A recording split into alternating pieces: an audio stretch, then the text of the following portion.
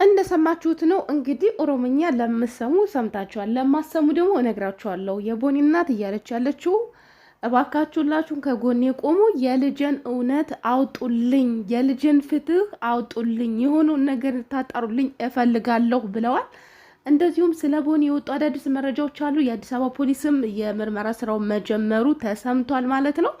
በጣም ነው የሚያሳዝነው። እውነት ለመነጋገር ይችን የመሰለች ልጅ ገና በዚህ በአጭር እድሜዋ እዚህ ጋር ራሱ እንግዲህ እንደዚህ እያለቀሰች ነበረ። በጣም ከፍቷት ነበር ቪዲዮ ሰራ። ይሄ አሁን በፊት ነው ከአንድ ወር ምናምን በፊት ነው ኦልሬዲ ይሄን ቪዲዮ የለቀቀችው። ነገር ግን መኪና ውስጥ ቁጭ ብላ ብቻዋን እያለቀሰች በኦሮምኛ እየዘፈነች ነበር ይሄን ቪዲዮ እየለቀቀችው ማለት ነው። በጣም በርካቶች ስለ ቦኒ ዝም አንልም እያሉ ይገኛሉ በአሁን ሰዓት ማለት ነው።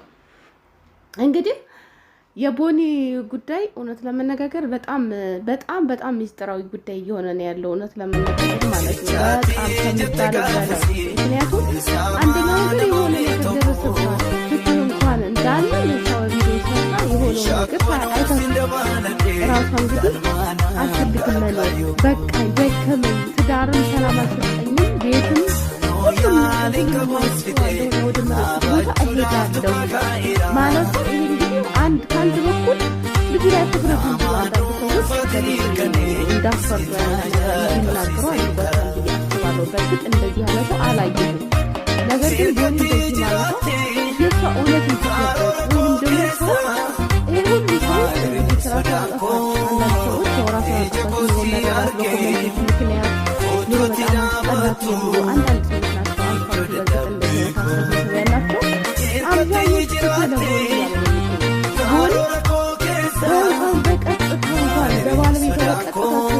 ባንል እንኳን ግን በተዘዋዋሪ መንገድ በጣም ብዙ ተጽዕኖ አድርሶባት ተስፋ እንድትቆርጥ አድርጎ እንደዚህ ያደረጋት እሱ ነውና እሱ ከተጠያቂነት መዳን የለበትም፣ መጠየቅ አለበት፣ ጉዳዩ በፖሊስ መያዝ አለበት እያሉ ብዙዎች ሲጮህ ቆይተው ነበር።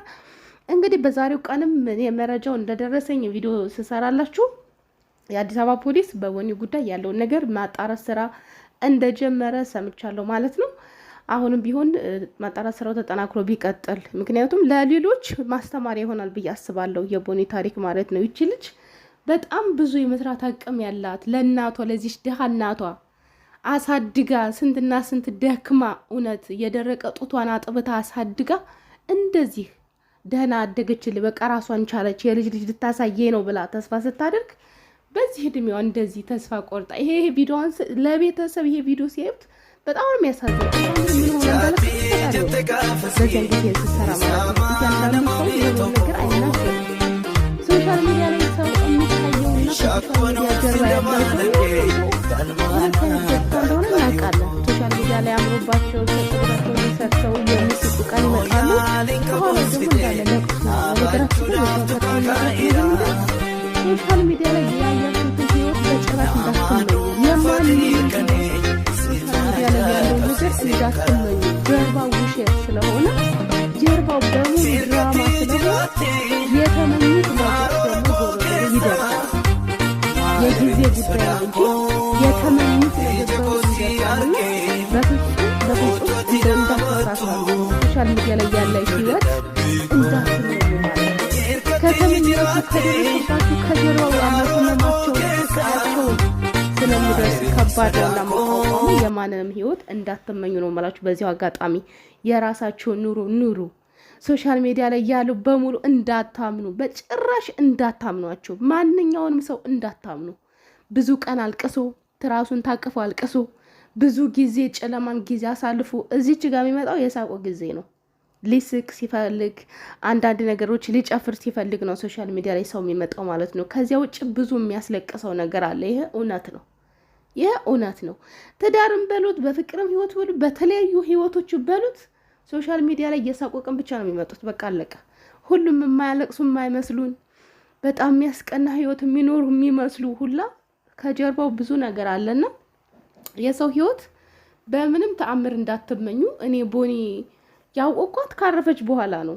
ነገር ግን እኔ ቪዲዮዋን ገብቼ ሳያት ምናምን ነገር መጀመሪያ እንዴ ምንድነው ማንንም ሰው እኮ የሚመኘው ኑሮ እኮ ነው የምትኖረው ለምን እንደዚህ ታሪኳን ሰዎች ያወሩላት ሲናገሩላት ከየተነሳ እዚህ እንደደረሰች የቦኒ ታሪክ በጣም የሚገርም ነው። ነገር ግን አንድ ቀን ሆነ ባለቤቷ ከሴት ጋር ሲያወራ በቪዲዮ ይዛው ስልኩን እንግዲህ ተወርውሯለች። ለምን ወረወረችበት እንደገና ተካክሎ ሊያወራ ሲያስብ ለመወርወሩ እንደሚያስገርምብና ስልኩን ነጥቃ ተረጋግጦ ነበርና በዛ ጊዜው ከሴት ጋር ሲያወራ ይሄ ነገር የሆነ በጣም ብዙ መረጃዎች እየወጡ በጣም ብዙ አንዳንድ ጊዜ የተለያዩ ውሸቶች እውነት ተደብቃ አትቀሩ። ማንም ሰው እውነትን ደብቆት እንደማይቀር ይሄ ብዬ ነው የማስበው። ራስን አጥፋ ነው ስትል የመጀመሪያው ላይ የመጀመሪያው ሰዎች ተጨንቀው ለሷ ሲደውሉ ስልኳ ተዘግቶ እሱ ጋርም ሲደውሉ እሱ ግን ምንድነው ስራ ቦታ ነው ያለሁት ብሎ ነው የተናገረው ማለት ነው። እና በአሁን ሰዓት እንግዲህ ጉዳዩ በፖሊስ ተይዟል። በእርግጥ ይሄ ነው እንትና ነው እንደዚህ ያደረገው እንትና ነው አንልም። በፊት ለፊት እንኳን ባያደርገው ግልጽ ነው። በቃ ምንም ያጣችው ነገር የለም። በትዳሯና በቤት ሰላም አላገኘሁም ነው እንጂ አለችው። በኮሜንታተሮች ምክንያት ሰላም ተነስቷል አላለችም። በእርግጥ በጣም የሚገርመው ነገር አንዳንድ ኮሜንታተሮች በዚያው ቀን እንግዲህ መቼ ነው በቃ ቆየሽ እኮ ለምንድን ነው እንትን ማታደርጊው አድርገሽው ነው በጣም ቆየሽብን እየጠበቅንሽ ነው የሚሉ ነበሩ ኮሜንት ላይ። እንግዲህ አንዳንድ ሰዎች ኮሜንቱን እያመጡ ሲናገሩ አይቻቸው እንደዚህ ያያሏት ነበር የነበረው ማለት ነው። ራሴ ላጠፋ ነው ብላ ሁላ ወይ ያረሰ እስቲ እንግዲህ ራስዎን አጠፋ ሄዱ እስቲ ሚስት ሆናችሁ ብሏታ ሚስት ሆናችሁ ሄዱ ብሏት በቃ አሁን ቀርጥፏት። እኔ ቆየ ሰው ልጅ በዚህ ደረጃ እንዴት ክፉ ይሆናል?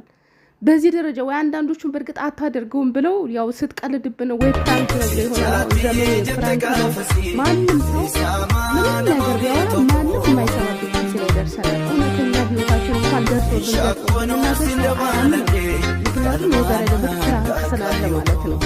ግን ፍራንክስ ቢሆን እንዴት እንደዚህ ይገፋፋል? ሰው ምንድነው ሰውና አየር በቁሙ ነው የሆነ ነገር እንዲሆነ ለሰው ክፉ መመኘት ምን ይሰራል? ሰው እንዳላለኝ የሆነ ነገር ከሆነ ምን ያደርጋል? እኔ በጣም ያሳዝናል። ለእናቶች ነው ምን አለበት እንደው እንደዚህ አይነት ኮሜንታተሮች እንደዚህ ያሰሩት ወራ ቤተሰብ ሲያዩ ነው የሚሰማው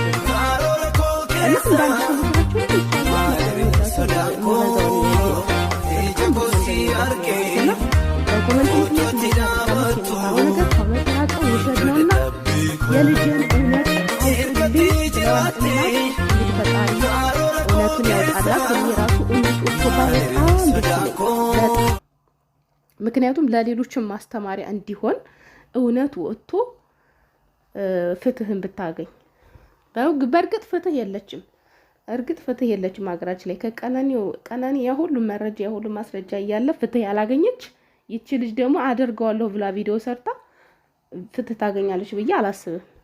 የቀነኒ ያ ሁሉ መረጃ ያ ሁሉ ማስረጃ እያንዳንዱ ነገር የወጡ ያ ሁሉ ነገር ግን ተድፈንትኑ ቀረ። ይገርማል። እኔ በጣም ነው የሚያስገርመኝ የፍትህ ነገር ሲነሳ የሷ ጉዳይ ሌሎቹ ሲማረጃና መስረጃ የላቸውም ተባለ።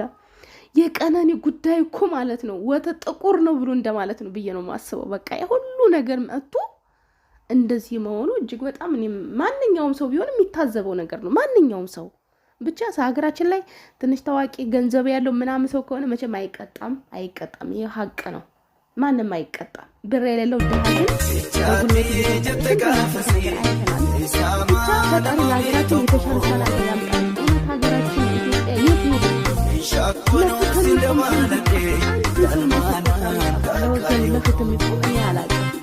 ለማንኛውም ፍትህን ጠይቃለን። ፍትህ ለቦኒ እውነታው እስከሚወጣ ድረስ እንጠብቃለን። በያላችሁበት ሰላማችሁ ፍትህ በሉ።